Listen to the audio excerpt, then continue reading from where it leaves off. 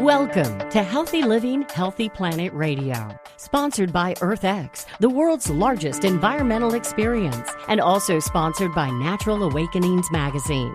Live your healthiest life on a healthier planet. Now, here's your host, Bernice Butler. Welcome to Healthy Living, Healthy Planet Radio today. We are now about midway in our fourth season, and we remain just as excited as ever to continue to help you explore and understand that unbreakable relationship between your health and the health of the planet.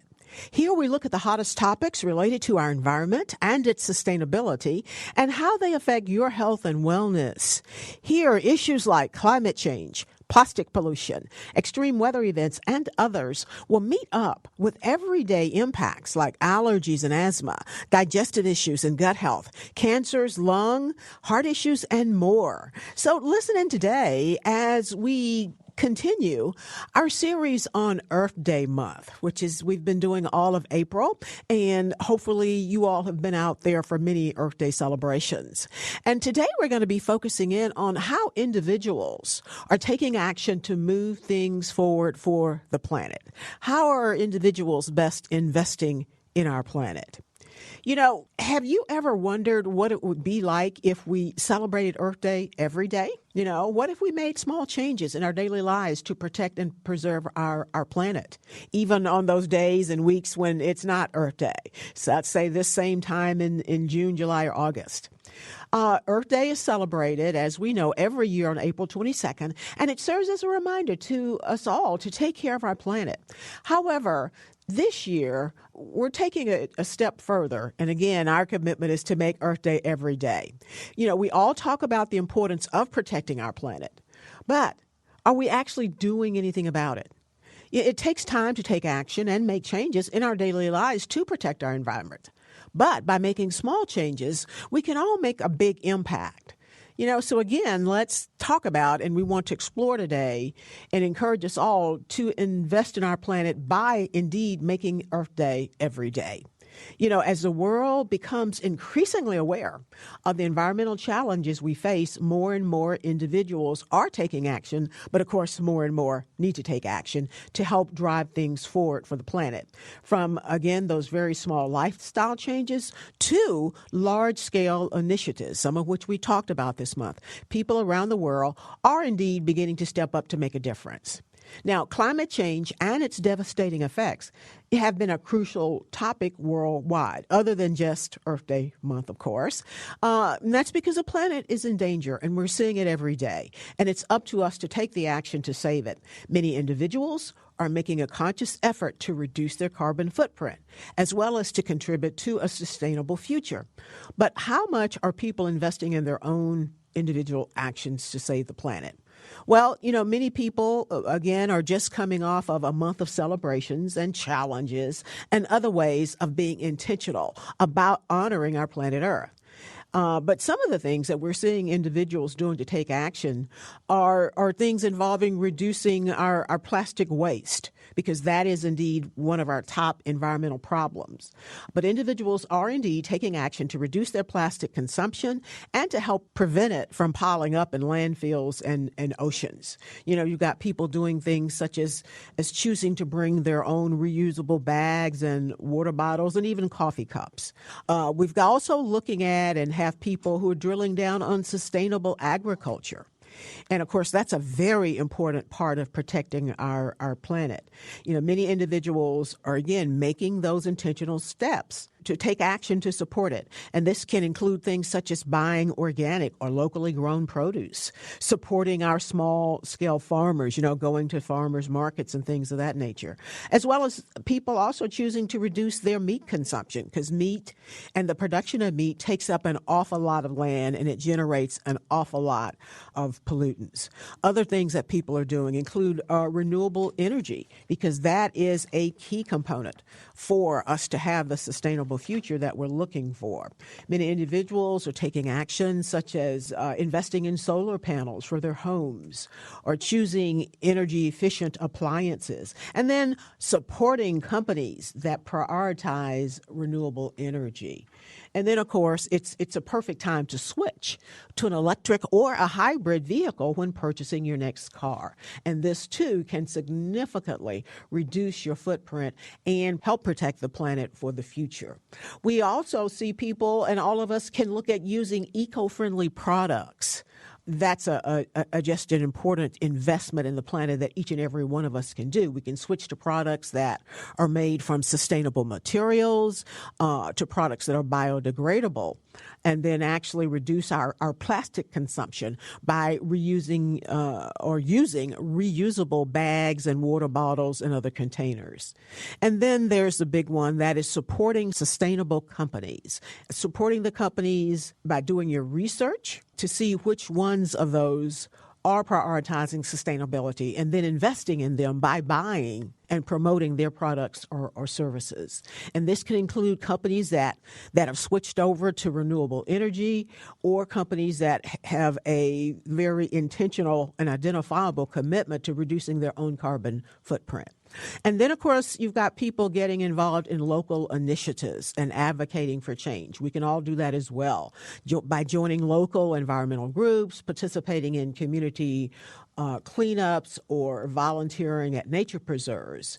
And again, all of this helps to raise the awareness as well as make those incremental steps in taking care of the environment around us.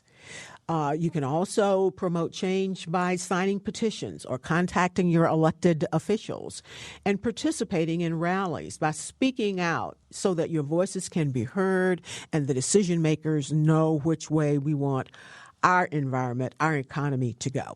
So now this is a lot.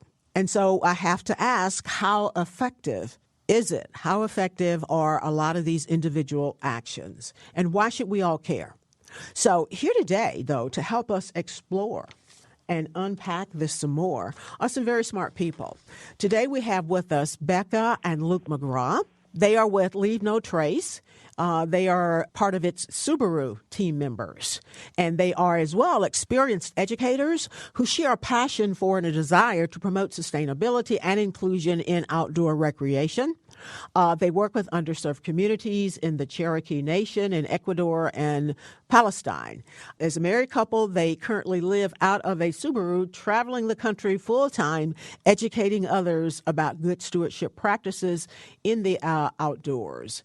And when Luke is not busy otherwise, he climbs for Team USA paraclimbing as a blind climber, and Becca is his sight guide. Welcome, Becca and Luke. How are you today? We're good. Thanks so much, Bernice. We're so glad to be here. Thank you so much for making time to join us. We greatly appreciate it. Our other guest is Brandon Schauer. Brandon is a senior vice president with the RARE.org. And there at RARE, that rhymes, Brandon is head of climate culture. Now, RARE operates on the premise that human behavior is the root of our global conservation and development challenges, and that changing our behavior is the single most important thing we can do to ensure the long-term health of the natural world. They believe that behavioral problems require behavioral solutions, and such they are a leading behavioral change organization in the conservation world. And Brandon heads a program at RARE named Climate Culture. And it's designed to help Americans adopt the behaviors that have the biggest impact on reducing carbon emissions. And today, Brandon Culture Team aim to have an outsized effect on what emission-reducing behaviors we consider to be our new norm. Welcome, Brandon. That's a lot. Did I get all of that right? You nailed it. Thank you so much, Bernice. So good to be here. We've got just a few minutes to go before we go to break. Brandon, could you tell us, though, about climate culture and how and why you all came into being and why you have the mission that you do? Absolutely. So first, let me explain a little bit about RARE. We are a nonprofit that works throughout the world, and we apply behavior science to what we call common pool resource issues. Things where we all share something and there's a limited amount of it. So we've done great things for using behavior science to restore fisheries throughout the world, for example, so that everyone chooses restorative fishing practices. Even though that may not get you the best haul today, it gets you and future generations the best haul over the lifetime of the fishery. So climate culture came into being realizing that these same challenges existed with the common resource we have of our atmosphere and the limited amount of carbon we can really use to preserve the planet in the way we want to and we want for future generations. So really asking, hey, behavior science and personal emissions, what is the connection there? And so our team went off and did some research to go, hey, what really are the high impact behaviors that people could take? And the great news was we came back and it wasn't 100 different things that people would have to do to have a big impact. It was actually 4 or 5, 6 behaviors that really had the biggest impact, and it really added up. And so that really kicked off for Rare a new program to say, okay, well, then what can we do to help partners, help through our own pilots and programs, help people change their behaviors to the things that had the better long-term impact of reducing carbon emissions and creating the kind of world we want in the future. Interesting. We're going to go ahead and go to break now, but when we come back, though, I'd like to talk about those 6 biggest behaviors and have you review again for us tell us how we pick those 6. Thank you. We'll be right back on the other side for just really to continue to begin this very interesting conversation. We will be back with Brandon Schauer with Rare and Becca and Luke with Leave No Trace. Thank you all. We'll be right back. We want to give a shout out now to our sponsors. That is Natural Awakenings, Dallas-Fort Worth Metroplex Magazine, the Green, Healthy, and Sustainable Living Authority for the DFW Metroplex and North Texas communities. Print issues of Natural Awakenings can be found in all Whole Foods, grocers, natural grocers, sunflower shops, and many, many other locations, as well as available free for download online at nadallas.com. Check them out. Our other sponsor is North Haven Gardens, serving the Metroplex since 1951, the most respected horticultural establishment in North Texas, offering gardening and plant education, concierge services, DIY classes, gifts, and more. Check them out at nhg.com. And our other sponsor is Lynn Dental Care, practicing dentistry for over 38 years with a holistic approach looking at the whole body. Specializing in periodontics, Dr. Lynn is board certified by the International Academy of Oral Medicine and Toxicology. Check them out at lynndentalcare.com. Thank you, sponsors.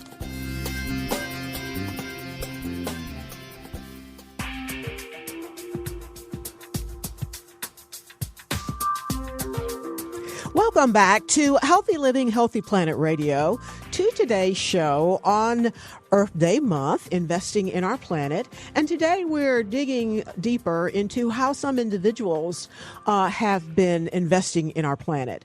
And today we've got Brandon Schauer with Rare, and we have Becca and Luke McGraw with Leave No Trace with their Subaru teams. Again, thank you all for being with us. And we have our guest host, our green businessman of our own, Trammell Crow, back with us today as well. Thank you, Trammell, for making time to join us today. Thank you. Glad to be here. Okay. So before the break, Brandon, you were telling us that you had found there were 6 behaviors that had the biggest impact to, I guess, redirect or impact people's behavior so that we could move forward with conserving and lowering our emissions. So tell us more. What are those 6? Absolutely. Well, first of all, people tend to not know what these are. When we ask, what are the highest impact things you can do, oftentimes recycling is the very first thing people mention. And it's hugely important. We should all recycle right, but also from a climate change perspective, from an emissions creation perspective, isn't necessarily the biggest impact of all the behaviors we looked at. So what I want to do is help present these by dividing them up into 3 areas of your life. First of all, like your home, how you power your life. So if you own a home, if you control your rooftop, getting rooftop solar is a huge emissions reductor. But if you don't have that, if you're a renter or if you can't put solar onto your rooftop, community solar is a new solution that's becoming more available, whereby you contribute and get solar from a community installed solar program. You really just sign up. It takes a few minutes, and the cost isn't that different from your normal utility bill. So a new solution that's going to be emerging over time. Then another category, the food you eat. So eating more veggies, or particularly eating less beef than you do today, takes a lot of carbon out of the supply chain. So it's a huge change just to switch from beef to another form of meat, or just going with veggies entirely. Related to your food also is cutting your food waste. So the amount of food that you buy, or the amount of food that you put into the trash, it can eliminate a lot of methane, or if you're buying less, you're shopping a little bit wiser, you save money, and you're cutting, again, a lot of carbon out of the supply chain for food. Third area of your life I want to hit is your ride, your way of getting around, right? You mentioned driving electric vehicles. There are a whole lot of more options out there coming to market than Teslas. I now drive a VW that's a electric vehicle, right? There are Chevys. There are a number, and they're getting cost advantageous, so they are actually going to be as cheap as, or cheaper in the long run than your normal internal combustion engine kind of vehicles. And then the other way to change your ride is just getting around greener. That could be flying less, particularly for business travel, but it can also just mean using the mass transit and other means that are already available to you.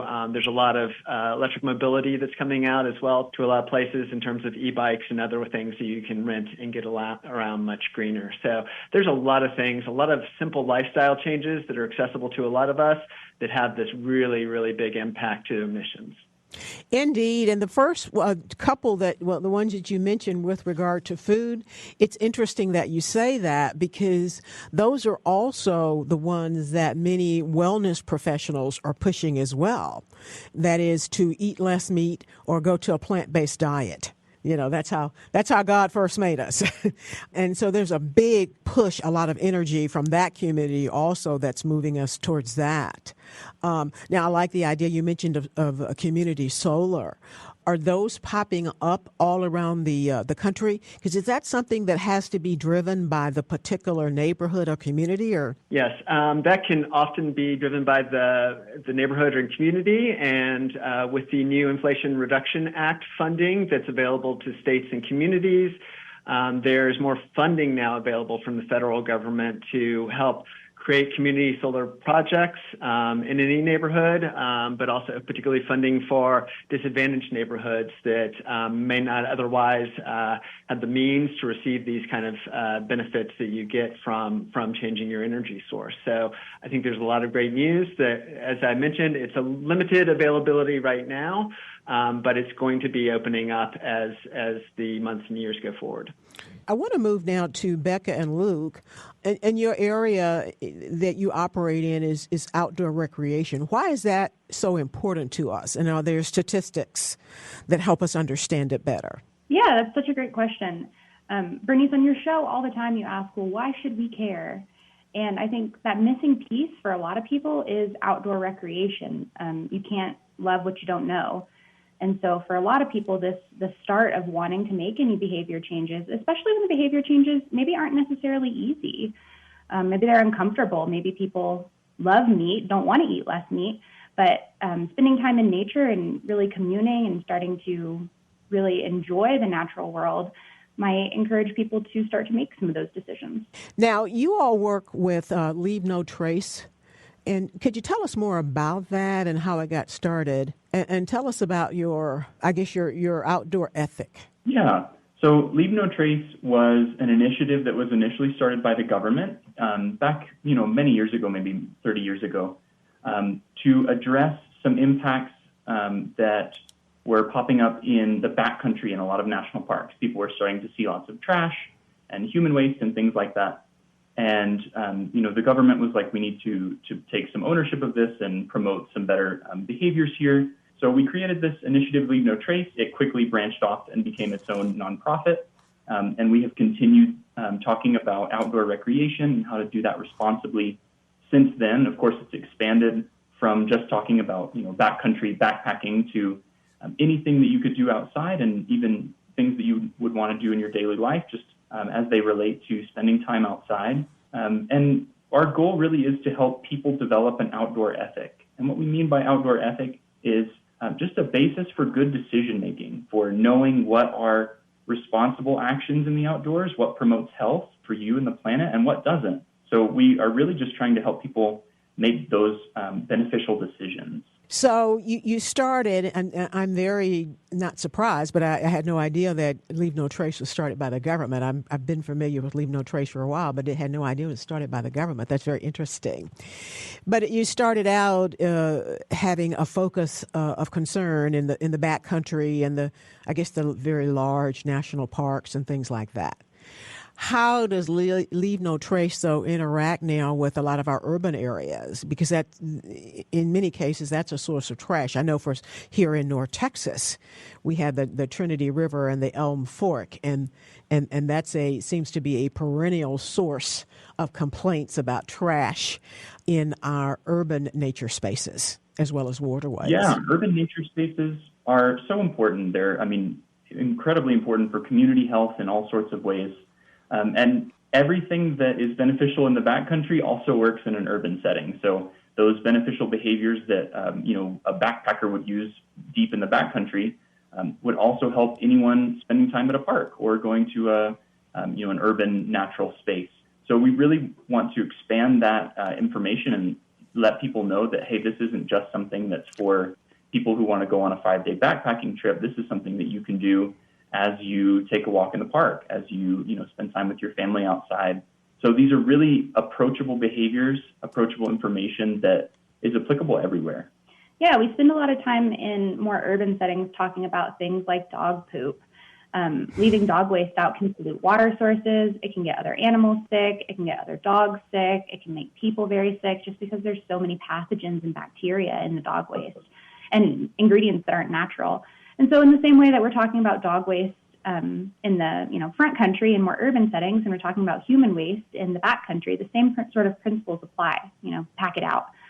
And so we do a lot of work talking with things like that. And one of the most rewarding things for me talking with people in these urban settings, Leave No Trace does do a lot of work in urban areas, is that we do see a lot of people become more inspired to then maybe head out on their first camping trip. One of the great things about Leave No Trace is that it helps people to feel like they really have a sense of that they know what to do in the outdoors and that they know how to treat it right. Because people who go out into nature are out there because they love it. And so helping people to feel like, you could do this backpacking trip. You could go out car camping with your family or take a long road trip with your spouse is a very rewarding part of our work. Indeed. And I know that I work here in North Texas with some urban outdoor nature space focused organizations. And we are seeing more people begin to, especially since COVID, begin to have an interest in those spaces. But that, as you mentioned, it probably drives even more the necessity for taking care of it. So how has climate change, though, Becca and Luke, how's climate change changed our concerns and how you do things as it relates to preservation of our outdoor nature spaces? What has been the impact of climate change?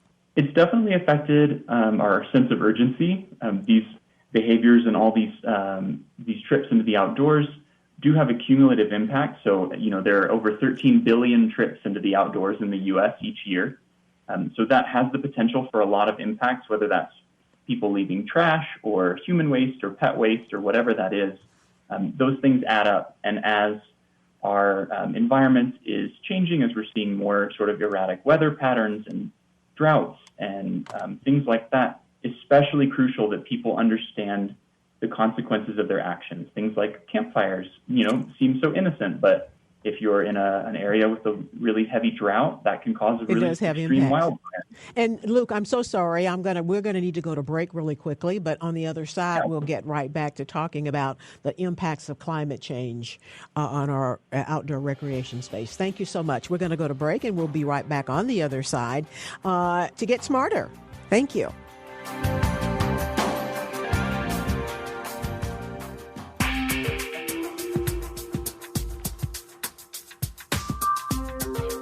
Welcome back to Healthy Living, Healthy Planet Radio.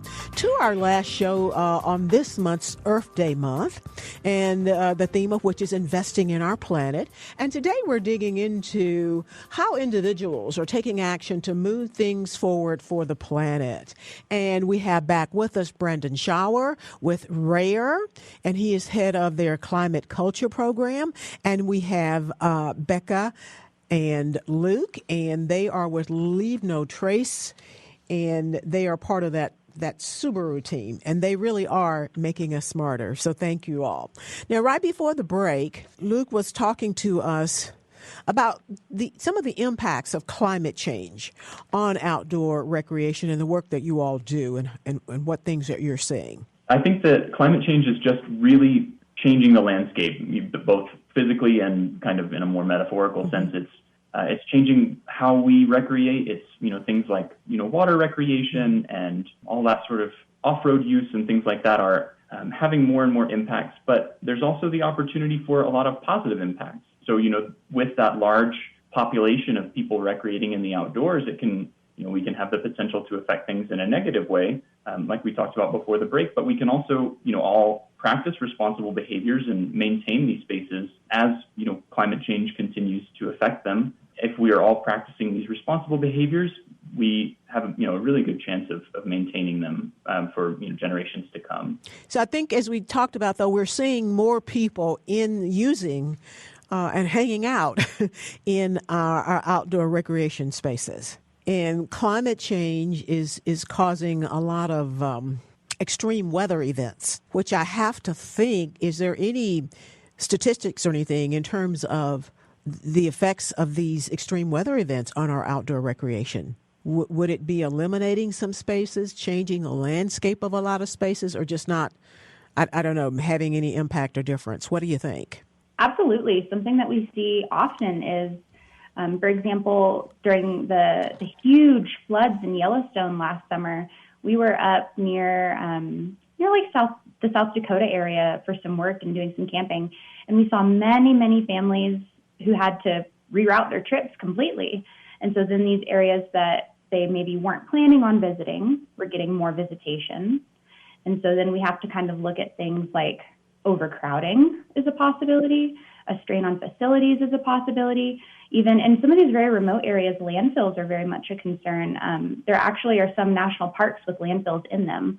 And so thinking through these things and thinking through how people can maybe plan their trips around seasonal weather patterns is very important. And that would apply also for things like wildfire areas. I'm sure we'll see some of that this summer. Now, I'm sorry, Becca, you mentioned that people were having to reroute their trips. Why so? Well, if you're a family and you've rented an RV and you're going to drive across the country and you're going to hit maybe, Yellowstone and the Tetons, and then maybe you'll go to see Mount Rushmore if that's your jam.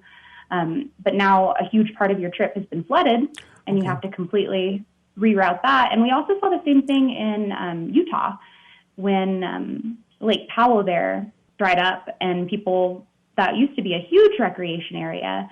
And now we're seeing some of the effects of that. And so I think we're going to see things like this, unfortunately, across the country. And we haven't even mentioned the wildfires yet. Absolutely. Yeah. So climate change via extreme weather events seems to be having a pretty substantial impact on our outdoor recreation areas. It does. But I think that one way to kind of look at it is that if your vacation gets weathered out, you might feel more of a sense of urgency. And that's when you might come back to connect with some of these organizations that look at climate change on a larger level. Might generate more empathy in people and instigate more activity. I understand. Trammell, I'm going to throw it to you to talk with our guest. Thank you. I was wondering what Brandon would have to say about what Becca just said. Brandon, it was the human behavior you study, and she's saying that they have to avoid the forest fires, can't go to Lake Powell or Mead. Could you try to say what parts of the country might not have as many problems considering climate change when they recreate? I think that when you look at the nation as a whole, each region, people stand to recognize something different that's changing in their environment. It could be sea level rise, it could be flooding, it could be storms, it could be any number of things. But in many cases, it's things they love locally that is put at risk, and they start to notice the difference. And I think some of the important thing is, how do you connect to people when you're asking them to take an action, whether it's to practice certain ethics like leave no trace, whether it's take on behaviors that reduce their emissions, like the climate culture program I lead. How do you connect that thing that they love or find precious to an actions they can take to do something about it? And how do you, Brendan? Since you it's brought a good that question. up. Climate change is and sustainability is a world that's awash in data and facts. But the trouble is, that's often not the thing that motivates people. So we talked about one thing of an emotional connection, right? The idea that something that they love could be at risk. But there's other things as well. We've done a lot of research into the behaviors we try to promote.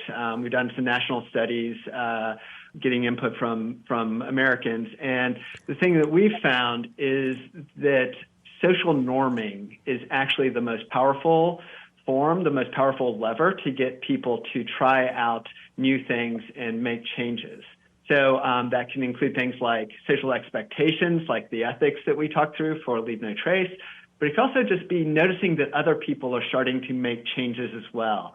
Like, you don't want to be the last one who's still ordering that big beef burger at lunch when other people are trying something different. And in fact, we know from research, the best predictor of you installing solar on your roof isn't like your demographics or something else. It's that your neighbor has solar. Indeed, right? There's yeah. this almost fear of missing out that starts to happen of like, other people are starting to change and I need to get with the program and change too. Going back to the homeowner, and this is one of the biggest decisions that can be made to help, how often is it that trees just cover up too much of the houses to make it worthwhile? I've had that problem here.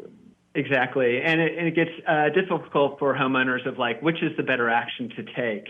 Should I cut down a little bit of a tree to get solar on my rooftop? And that can be the challenge with some of these behaviors, is the knowledge of, can I do it and what should I do?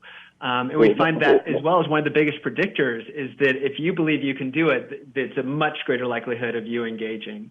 So yes, I think a great program is Google's Project Rooftop, where you can go and type in your address and it can share with you your likelihood of being able to install solar on your rooftop because of trees, because of shade, because of the angle of your roof. You said the trade-off between the shade of the tree and the emissions saved by less air conditioning, I suppose, is as a general rule, do the trees not shade the house enough to compensate for extra air conditioning? It's hard to have a general rule because it depends on days of sunlight in your local area. It depends on the kinds of trees, whether they are deciduous or not.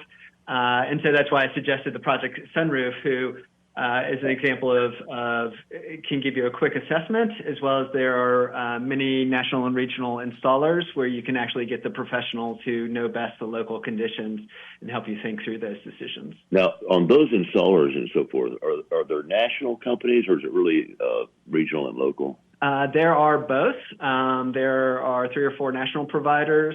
Energy Sage is one I often point people to because they actually get quotes from many different providers. Yeah, but that points me to maybe that there needs to be a study on that in terms of looking at the savings of the tree cover shade versus the solar panels. Probably the solar panels went out over time, but that's a great area there. Nature and the beauty and the value of trees around a house or home ownership property versus solar panels on the roof.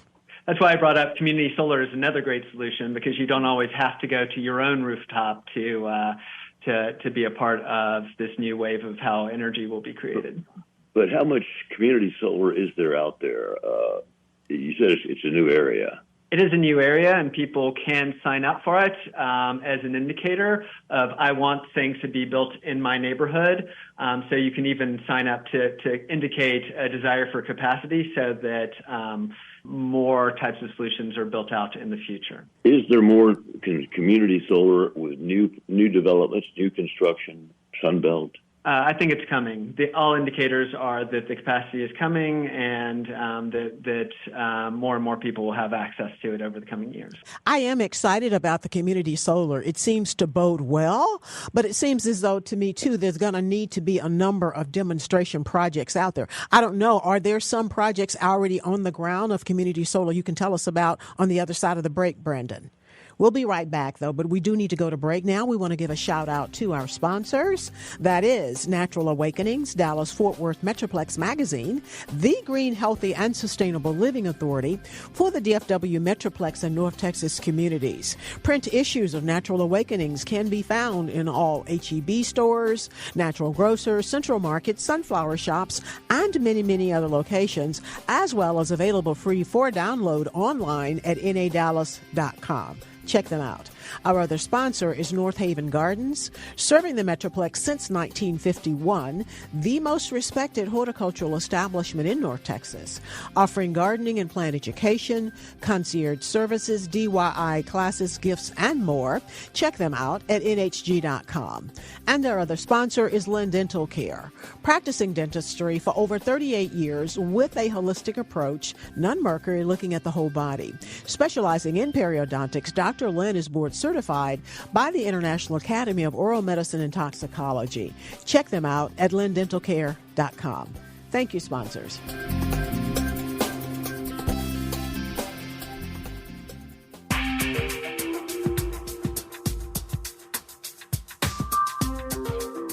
Welcome back to Healthy Living, Healthy Planet Radio.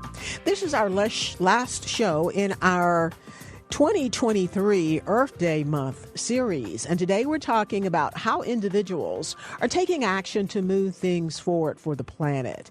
And we've got some smart people here to help us. We have Brandon Schauer with Rare, and we have Becca and Luke McGraw with Leave No Trace in their Subaru team. And we have back with us as guest co-host our own green businessman, Trammell Crow, as well as philanthropist and founder of EarthX, which is recently wrapped up a lot of activity as well as a number of superb conferences. But still, in the coming months, they're going to be having their film festival, and we'll let Trammell talk a little bit about that before we close out the show. But getting back to our guest, I want to talk to Becca and Luke a little bit more about how do you think is best to get more folks quicker to understand the real environmental consequences of their actions as it relates to what they put out, the trash, and the things they put in our nature spaces, which are so valuable? That's a great question. Probably the best way for people to learn, and we've done a lot of research on this, and if you're interested, please check out the Leave No Trace website. It's lnt.org. But the best way to learn is through personal interaction. So hearing from another person and receiving that education face to face, in person, is the most effective way for people to hear that information, to internalize it. It really puts the burden on all of us to know that information and be able to share that with the people around us that, within our sphere of influence, so that the information about the real consequences of our actions can be passed on and so that everyone can understand. I also think that a lot of people are very attracted to and motivated by science and data. So all of our Leave No Trace recommendations are not just the pet peeves of the people at the Leave No Trace office. These things are all backed in science and data. For example, the average American creates 4.9 pounds of trash a day, which is too much. We're just using too much. And so for us, we live out of our car, and so we have to carry around our trash every day. And so we kind of have turned it into a game of how long can we use this one single trash bag before we have to throw it away. Mm-hmm. And so really kind of putting that burden on yourself of monitoring yourself, and if you care, taking small actions to show that you care. And I want to jump back to Brandon quickly, too. Before the break, I know you, Trammell, and you were talking a lot about these community solar, which I'm excited about those. Can you point us to, or have there been any successful community solar programs around that people can look at? Sure. I'm excited about one that's in the works that we're participating in Boston, where the initiative called Shine Initiative both looks at, of course, the emissions benefit of using funding to create a community solar program, but also the co-benefits of job creation, job training, to create a new workforce to both build out and maintain community solar programs. So I think that's another exciting thing about building out the capacity of more community solar for Americans, is that it's also a ton of new jobs. In fact, to reach the kind of electrification we need overall, there's just going to need to be a ton of more electricians in the U.S. And so I think that's an exciting part of modernizing the grid and modernizing our behaviors. Indeed. Let me ask you, though, about this particular project. I'm really trying to envision it, and with that, give everybody else kind of a vision. Is this where you have a bunch of solar panels on some building or in a field or something, and they are powering a particular discrete and maybe discretely identifiable neighborhood with all its power? How does that look and feel? Yes, absolutely. So you identify a space like a rooftop that's not otherwise being used in a community. The installation, the array of solar panels is put up on top of there. It feeds onto the same electrical grid that you get your power from, and it's a equal on, equal off. So if you are subscribing to that community solar array, you are using in your home an equivalent amount of energy to the amount of energy that's loaded onto the grid. And that's estimated, annually how that transaction happens, but you experience on the other end the same kind of electrical use as you do today. So there's no real change in how you turn on and off your lights, turn on and off your appliances in your home.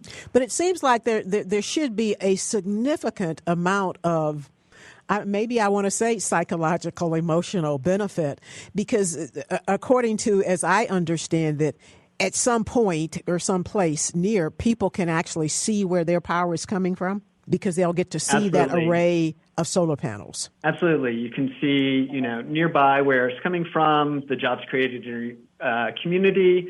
And what we're always interested in from a behavior change perspective is how to also make that visible for others. So right. How do you have the front yard sign, the sticker in your window, whatever, that lets other people know that your home is actually being powered by clean energy? Now, Brendan, last week, I think it was actually on Earth Day, there was a study that was released that found that the number of people with the realization of the impact of climate change and or that climate change has increased, that number was increasing. But it also found that it seems as though they said there was what I took to be a negative part is that it didn't see people willing to take any action. Are you familiar with that? Can you tell us more about those findings? Sure. I'd say overall that's a trend that we find across all the studies, is that over time, like I'll cite Yale's program on climate change communication, says, hey, a majority of Americans are either alarmed or concerned about climate change. So definitely over time, the amount of concern about climate change has been increasing. But it tends not to be one of those top three issues for Americans that make it onto their short to-do list. Their personal economics, their health, things like that tend to be, the immediacy of those issues tend to be the things that draw their attention and their energy.